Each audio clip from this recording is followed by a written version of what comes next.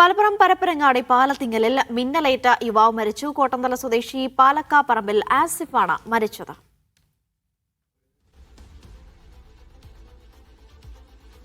യൂനുസ് അഹമ്മദ് വിവരങ്ങൾ നൽകും. യൂനുസ്, വിശദാംശങ്ങൾ.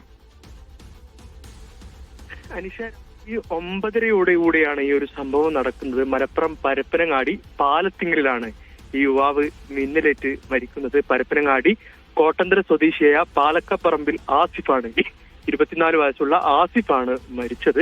ഈ ഒരു മിന്നലേറ്റ് ഇയാൾ വീഴുകയും അടുത്തുള്ള ആളുകൾ സമീപത്തെ ആശുപത്രിയിൽ എത്തിച്ചെങ്കിലും അപ്പോഴേക്ക് ഇപ്പോൾ മരണം സംഭവിക്കുകയായിരുന്നു. ഇപ്പോൾ മൃതദേഹം തിരൂരങ്ങാടിയിലെ താലൂക്ക് ആശുപത്രിയിലേക്ക് മാറ്റിയിട്ടുണ്ട്.